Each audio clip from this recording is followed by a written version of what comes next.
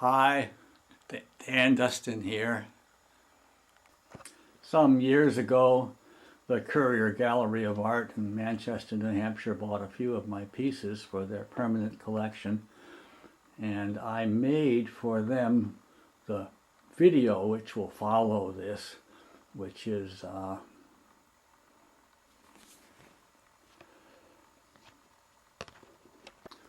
or rather an introduction to me for them, and I thought somehow it would make a pretty good table of contents for what's probably coming on as I produce more and more YouTube videos. This true spoon is something I'll be talking about a good deal. It's the outside split on a log, and must have been known and been made useful for as long as our ancestors walked on 2 feet. This salad service is made from one piece of wood. It's carved around a split, but it's hard to see, so I think I can show you better in a different photograph. This piece, which is 3, you can see the fork there is in the middle, is all split from one piece of wood. This is in a different museum, but it's clearer to see how the salad service is carved around a split, as it were. Things get difficult when you get into multiple splits. Of course, the middle piece can't be touched, either top or bottom, because of course it has to fit. And this thing fits like a cap on an acorn. It's quite wonderful. So that's what was going on, and I'm thinking that the introduction I made for myself to the Currier would make a good table of contents for what is coming on my YouTube channel. And as you watch this old video, which isn't too long, pay attention to Norris Patch, who taught me an awful lot of things that I don't think anybody else remembers, including, of course, the way we hewed beams in this area years ago, which is already up. So that's probably number 1. That's the from tree to beam. You'll find that right along with the rest of my stuff. I'm going to have to do one on axe handles and tool making, and the craft artist and the archaeologist, so pay attention when I mention that. The nature, of course, of the Zen artist, and asteroid vessels. I should think all of my watchers would want to know how to turn a watermelon inside out. I was standing there when this picture was taken, so it must have been around 1955. That's my grandfather Daniel Herbert and his wife Sylvia, new grandchild, days old, named Sylvia. If you notice these pegs, they held the clothesline. They are riven. They're not dowels. And behind those pegs is the beginning of the shed where I was trained. The farm was known to be dying. It's been dying for 100 years, and the animals would be gone, so there wasn't much sense training me there, and I didn't like gardening much, so I was trained to be the man in the shed. The story is, grandfather probably would have preferred dowels, and he would have preferred a store-bought axe handle, but we were poor, or they were poor. I was the son of their eldest son, who was a high school principal in Stratford, Connecticut.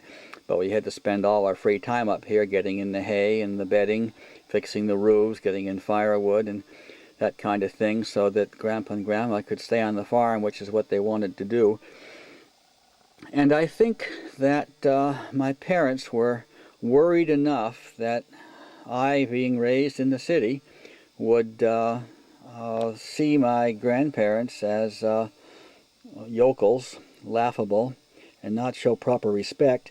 And so I was consistently trained to understand and respect the ways of the farm. Daily I was shown fields, and I knew what a well-plowed field was, and what stage the corn was in, and a wine sap from a Baldwin, and so forth. That was my early training. And when I got to the farm, when I got to be old enough, which wasn't that old, I guess as 7 or 8, I was put to work with pocket knife. My first job was making pegs for Grandma Dustin's kerosene tins, and my pegs were discussed at the table, and I was praised for the good ones and criticized for the poor ones, and the technology of a good kerosene tin peg. That was the beginning. Shingle arrows, hemlock bows. There's a Dustin style of slingshot, by the way, an inner tube slingshot, and the bands come over the tops, and there's no slots in the wood. And when I came back from college and joined that movement, back to the land movement in the 70s, we didn't know it was a movement. We just thought it was a good idea we'd had. I moved not far from the house into the woods and built an Indian-style dwelling in the way of the times, and began to be visited by the friends of my grandfather and my father and my uncles, who also lived back in the woods and were comfortable. This is the famous Bill Finney photograph of Norris Patch. He walked up to my log cabin with a squash under his arm, and he's the fellow who taught me to make axe handles and to hew beams. He was, I would say, my major informant. Well, my degree was in sociology, anthropology, so I use that term, I guess, but he was a very close friend. He had sold my grandfather his last wagon. Grandpa was the last horse and buggy man in Kentucky. He sold it to him for the same price his father sold the one before. We were good neighbors. Here are some tools that Norris made for my spoon making. He was a blacksmith. He made the best axe handle in town, or had. Nobody was interested. This is not one of Norris's handles. This handle is a fired white oak handle made by Simon Lacasse of Hillsborough, who died in the 70s. He cut 2/4 a day with axes like this. I've become a bit of a collector. Here are some tools I made for my spoon making. And what happened was, of course, I couldn't sell axe handles. Here I am at an axe handle workshop. What I'm holding in my hands there is half of a white oak tree. Norris, I won't go into details, walked downhill, find a small white oak tree with its roots in the water, and so forth. Here I am working in the early days. This will be the 70s, outdoors. I'm using this knife. It's in my hand as you see it. Notice these two bowls. This was my own discovery and invention. This is how I made bowls. I didn't use a vise. Interesting is something like this was found in a peat bog in Ireland, about 1,000 years old, recently, and appeared in a book a couple of years ago, and the authors, who are archaeologists, blithely tell us that they made bowls in a string like that because it made them easier to carry out of the woods. They're absolutely wrong. They made bowls in a string like that because the piece stayed put on the ground while you wailed away at it with a dull tool. If you tried to make one at a time, it would jump all over the place, and you wouldn't, your labor would be lost. I know a lot of stuff that nobody else seems to know. I don't know how it's going to be preserved, but it should be preserved somehow. One thing I know is how we hewed beams here in Kentucky, here in New Hampshire, traditionally. Since the Foxfire book came out in 73, I guess, everybody else has done it their way, which of course is North Carolina. Here I'm hewing beams for a syrup shop at Canterbury Shaker Village. I think my first formal recognition was Fine Woodworking magazine in May, June of 1980. And it's a good transitional time for me. There I am. I'm a Zen artist, of course. Always have been. And to me, it came out of the country. It didn't come from a book. It came from the woodshed. Just make 'em. You're not thinking about beauty or ugliness. You're in a different place. And it's interesting, here I am making a spoon out of white oak, which is axe handle wood. I'm just making that transition from axe handles to spoons. That's back to, okay. So there's the spoon in the wood where it came out, and there I am hewing out the bowl, and I made, that's the knife I just showed you a picture of. The minute I got to New Hampshire, there's early spoons, the potters got hold of me, and of course that's where I heard about Soji Hamada and that whole rap, and it all made sense to me. I pretty much had the so what is new point of view, arrogant little teenager that I was in my 20s. This is a watermelon rind, and it's inside out, and I don't believe anybody else has ever done anything like that. That's a grapefruit covered dish, and orange peel. We call that a muskmelon. We call it a cantaloupe. That's a pumpkin. I goofed around on the potters, on the potters who were all doing the Oriental thing, of course, in the 70s. I was a member of the Potters Guild and gave workshops in ash-dried vessels, and that philosophy certainly gelled with mine.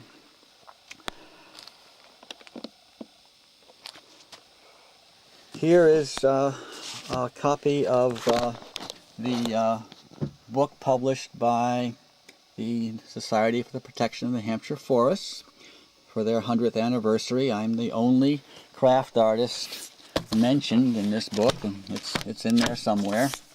That's a feather in my cap, and this is Spoonwood by Ernest Hebert. This is Ernie's 8th published New Hampshire novel. It is inspired by and dedicated to me, and that's a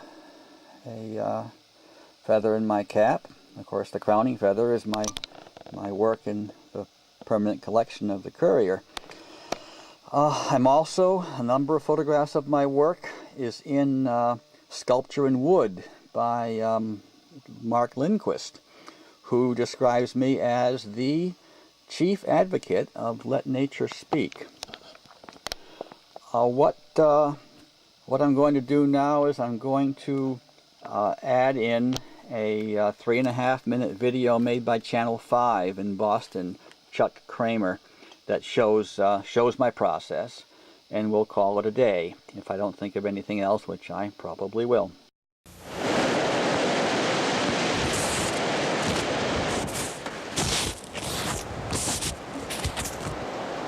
Deep in the forests of southern New Hampshire, Dan Dustin comes prospecting for spoons, several of which are ready and waiting, he suspects, inside a fine old mountain laurel that he made the acquaintance of some years back.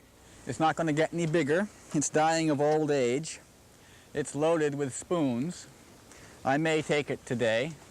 There's a beauty. And I think it's right-handed, too. You know, most people are right-handed. Doesn't pay to make too many left-handed spoons. Actually, it doesn't pay very much to make spoons at all. Okay. But Dustin does it anyhow because he believes that a tool should echo the nature it came from and the human hand it serves, not the machine that stamped it out.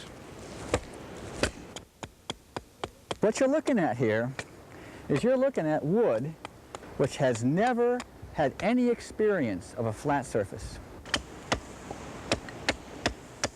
It's never been a board, it's never been planed. A spoon suits the human body, not the tablecloth.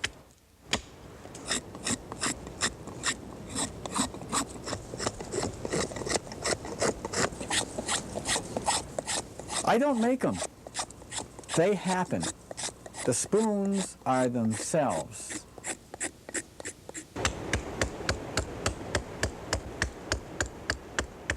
The axe goes its own way. The axe goes its own way. The wood controls the axe. That's the beauty of the spoon being in the tree, is it makes itself, absolving me of a great responsibility.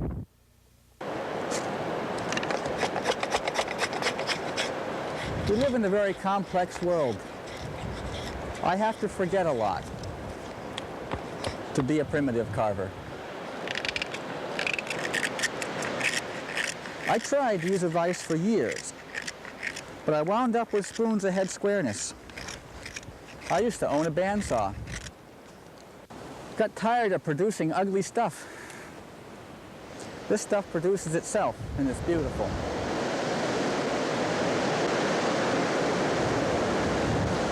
Trust the process and leave the finished product to itself. I learned this from my first flute teacher, who said to me, "The flute plays. Your business is to fill it with air."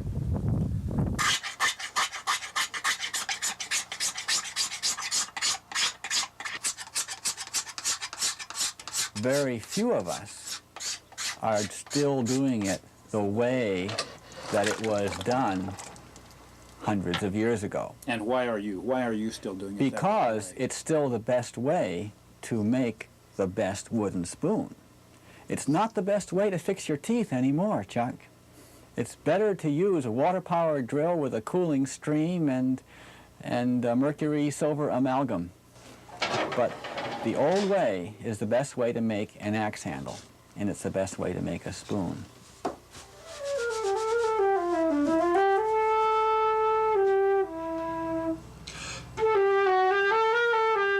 The spoons are themselves. The spoon comes from nature. It's like driftwood.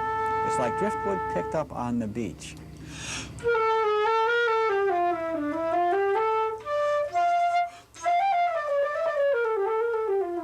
A machine can't dance with the wood.